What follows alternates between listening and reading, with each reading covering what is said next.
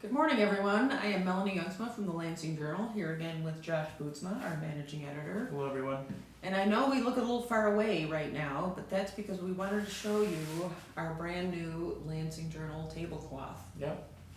We bought this especially for cruise night, which is happening next Saturday, August 14, and the Lansing Journal will be there. We will be at this table in front of Mancino's at cruise night, which starts at 6 o'clock, I believe, and runs up and down Ridge Road for a few hours.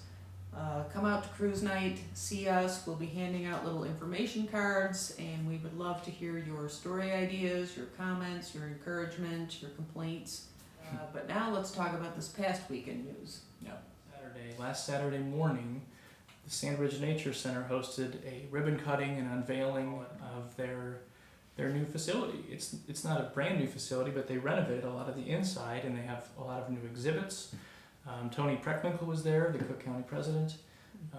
Cook County Commissioner Donna Miller was there. A lot of Park District folks were there as well. And Quinton Arthur was there, our reporter on the scene.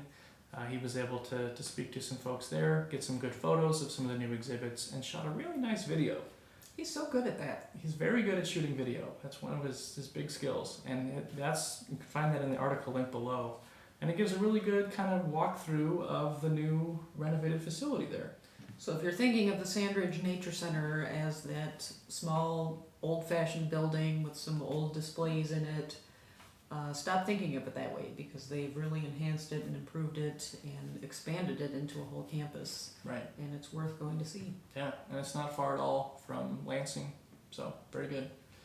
That was on Saturday morning. Then Saturday afternoon, Melanie and I got to experience something else. Freedom Fest. Freedom Church has moved into the building that Ileana Christian High School used to occupy, and it's good to see activity at that building again. It was vacant for a while, and Freedom Church has big plans for using that space as a community center, community activies. So there were over 800 people on the Freedom Church campus last Saturday afternoon, and Freedom Fest was a lot of fun. They had a lot of different activities, games for kids. They had pony rides. They had a petting zoo. I rode a horse. Yeah, you did. That was fun. There were little vendor booths where you could do a little shopping. They had free food. They had food you could buy. Just a lot of stuff going on. And some people got to go through the building for the first time since it was Ileana. They've done a lot of work in that building. That girls' gym, the smaller gym, is now the sanctuary. And the banquet hall is remodeled, which was the old cafeteria. And so a lot of good stuff going on at Freedom Fest and at Freedom Church. Last Tuesday was August 3rd, National Night Out, which is always the first Tuesday of August. And the Lansing Police Department has participated in that before, and they did it again this year. They held it again at Fox Point. And they drew a crowd of a couple hundred, and had hot dogs and a lot of the same things that you were describing. They had bowls, they had a magician there. And Jennifer Yost, our freelance reporter, was on the scene to gather photos and take some videos as well. I saw her video of Chief Al in the dunk tank. Yes. She captured the moment. He went down. He did. Chief Al got dunked, and that was great. He's a good sport. He is. He is, yeah. She also got a video of K-9 Officer Rico doing a demonstration of how to take down an aggressive bad guy, which is always kind of fun to see that. So that was a fun event. I was able to speak to Chief Al before that event, and he told me that that's definitely something they want to continue to do and even grow and make it bigger in the years to come. So an article is coming more about Chief Al and what he wants to do with the department, so stay tuned for that article soon. Nice. Good work. And I am nearing the expiration date on my license. Josh. And frankly, I wasn't sure what I was supposed to do, because I know that some facilities have been shut down, some were operating differently, but the state this week gave some more information from the Secretary of State explaining kind of their new strategy to help address the higher customer volume that they're experiencing at a lot of their locations. So that came just in time for you.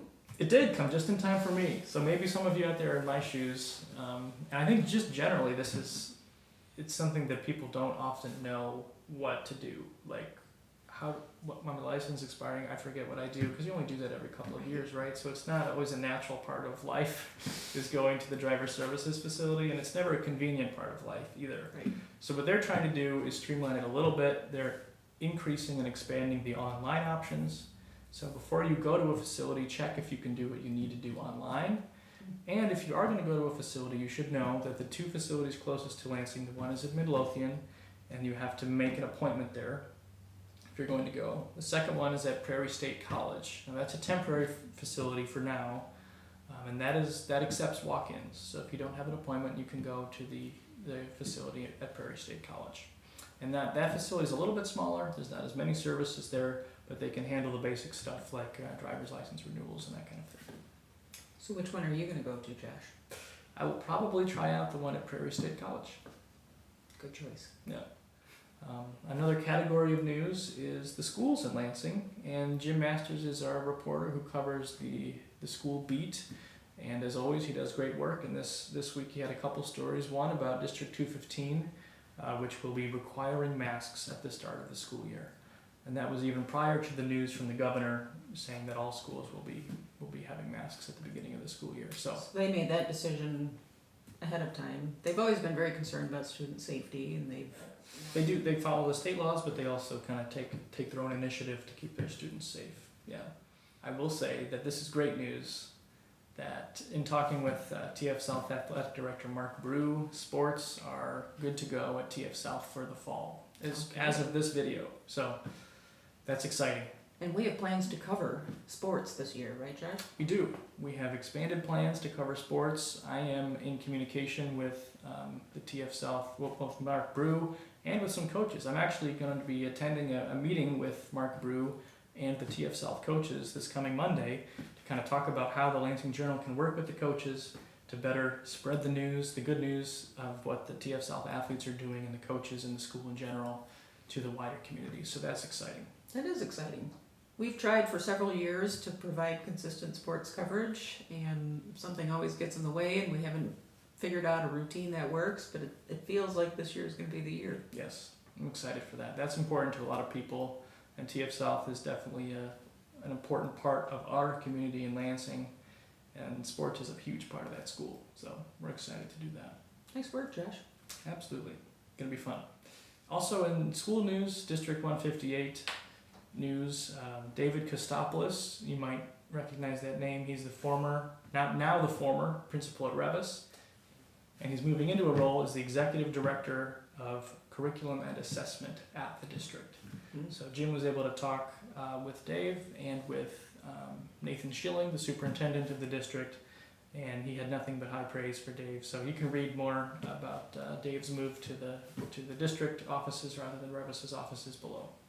It's nice that we have such a good group of freelancers willing to spend their time taking nice videos of things that are going on around town, talking to different people. That's important, and we're very grateful to them for their contributions. The team met on Wednesday at Port on Roy for a really fun kind of get-together. There wasn't really an agenda, but we just kind of talked generally about the paper and about what we're doing right, ways we can improve, and that was a really, really fun meeting. And what a great group of people. You should be proud of your team of journalists. They are not only good writers and just skilled at their craft, but they are committed to community as well. They are. They love Lansing, they love community, and they are using their gifts to serve the community. Yeah. And that really came through in our conversations on Wednesday night. It was an exciting conversation. It was an energizing conversation just to kind of reset and I guess refocus on the importance of what we're doing, which is always good. And every time we do one of these videos, I feel like you and I experience that as well. When we take the last week of news and we realize, wow, we have a lot of stuff going on in this town, and this is a valuable service that we're providing to our readers. So, how would people get this information if we didn't exist? I don't know. It's a good question. It's a very good question. You ask yourself that question. Well, I think that's it for today. We'll wrap up this video, I think, and see you next week. And look for Melanie and whomever else is at our table next week at cruise night. Thanks for watching. We'll see you next week.